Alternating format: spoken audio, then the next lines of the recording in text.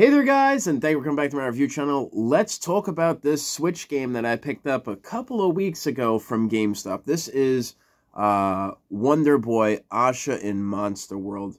And this game, I don't know if you guys are into platformers like Metroid style games or Castlevania type games, but this one takes it to a whole nother level. I really enjoy this game. Now, this game isn't just one game. You get two games in this. And from the graphics standpoint of it, I would assume that this originally was released on Sega Genesis. It might have come out on Super Nintendo. It's possible, but I would see this more so as possibly a Sega game. But either way, when you pop this into your Switch, you're presented with two games. Not just one game. It's got two games on this physical game pack right here. So you get you get Wonder Boy Asha in Monster World. You get the old version. It looks like it came out on a Sega Genesis or a Super Nintendo. And then you get the updated 2021 version. And I had to check real quick because I was going to say 2025. But this is the updated 2021 version of this game. And let me tell you, the gameplay, I played about half an hour of the 2021 version, and I played probably about 15 minutes of the 1993, 1989 version. And let me tell you, this is so cool that you have both versions. It's like when you play, if you've ever played Link's Awakening for the Switch. It's updated graphics, but there is no way to go to the other version and see what the Game Boy version of that game was. But with this, you're able to enjoy the older version of this as well. And I'm fond of games that do that, where it's like an extra prize. And on top of the game, you get this, and they advertise it as an exclusive bonus on the back, but they even mention it right up here. Boom! You get the original version of this. And overall, I really like it. I like the colorful graphics of it. The ability to save whenever you want. Although in the, they both advertise you can save whenever you want. And you can truly save whenever you want. But the old style one, there's the save sage. And anytime you see him in the game, you're able to save your game at the save stage. At the save sage. So, definitely cool. You got to collect teardrops. In the game, you collect 10 teardrops, you get extra health. Some of the merchants, they offer different swords. You hit a bunch of people, you acquire magic energy. You can do a super attack. It's very easy. It's like there's very simple button combinations for it. You know, you have your sword attack, you have jump, and then you have interact. Then you have your pet. That's a shoulder button. Magic is the other shoulder button. I use the D-pad to control it. Control the character, to control Asha. If you are using the control stick, what I've learned is the control stick draws the shield very often or not. It draws the shield. And I feel like the control stick doesn't exactly offer the same amount of control that you get with the D-pad.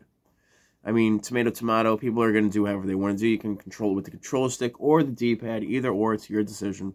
But yeah, this is a platformer, Metroid, Castlevania-esque game. In all honesty, it's very polished. When you're playing the game, it does present you with that 2D, 3D aspect where you're looking at it from a side, but you can also go further into the game and interact with things that are behind the normal direction of the game. So, like, technically, you open up on a board and there's this one level, and if you walk down a ways, you can walk behind and then go behind things. Now, during this level, if at the start point, if you, instead of deciding to go to one side of the screen to go back and go behind everything, if you went this way, it would take you to a staircase that takes you to a temple, but the staircase goes over the path that you went to from behind. So the game you gotta pay attention, but the game for what it is, it's very easy, very straightforward. The monsters, you hit one, you hit twice. Some need three, some need four, and basically it's just a fun platforming game. The music is very cartoony. This game is, in my opinion, it's very cartoony, but it's very bright. And I like that. I like the cheery aspect of that. And I feel like I wish more games were more cheery as this one is. And I had this one in my basket at Retro Island Gaming for the longest time. And then when I saw this in GameStop used, I was like, yeah, I'm going to buy it. And used, this was only $20, and I have never seen this game ever again. I've only seen it at Retro Island Gaming. I think they still have a sealed copy for $30 at that store. But I bought it used for $20, saved $10. And I like it. I'm really, really a fan of this series. And I don't know why exactly I'm just drawn to the Wonder Boy series, but it's just that it looks like old retro anime. It has that old 90s look to it. And you get that 90s game on the game pack. So if you're, and they're both the same platformers, a little bit variance between the modern compared to the retro. You can tell that in the modern version, they chose to expand out resources and make it really glitzy, glamoury. I'm not going to lie, I do like the modern version, but I also enjoyed the retro version of this as well. And like I said, I only played half an hour of the modern and 15 minutes of the retro. But the retro, after playing the modern copied the retro beautifully, down to the words that the characters speak to you. It's just absolutely incredible. So to compare the two side by side, I'm going to have to make a short with this game so that way you're able to see both versions of it. And yeah, it's really, really cool. I really love it. It's really colorful. They have normal mode, and the only difference between normal mode and easy mode, normal mode, health isn't as often, and you do not auto-collect your coins. You have to actually go and collect your coins. Or easy mode, coins auto-collect, and apparently there's a lot more health. I'm playing on easy mode because I've never played this game before, and I don't want that hard challenge. When I was playing the retro version of it, you have the grainy aspect, you have all of the older things that you would see. It reminds me, in all honesty, the older version of this reminds me of Legend of Zelda 2, Link's Awakening. That side-scroller aspect of it where everything's very blocky and chunky. That's what you get with this one. But you are able to save, and that makes the game a little bit more easier, being able to pick up from a save point rather than having to restart the whole board because you passed away, you made an accident, you made a whoopsies. But that is very forgiving with this one because you have the ability to save whenever you want to save. It doesn't get any easier than this. The modern version has 12 saves. The retro version has 2 saves. So you can try something crazy, and if it doesn't work out on the retro version, well, you can go back to the other save.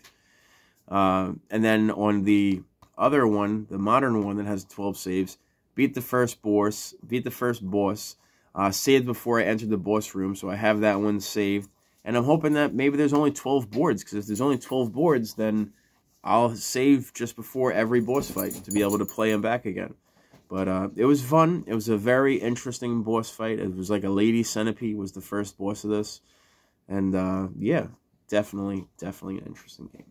So if you haven't played it, you're definitely going to want to check it out. It's physical. Everything is available on the cartridge.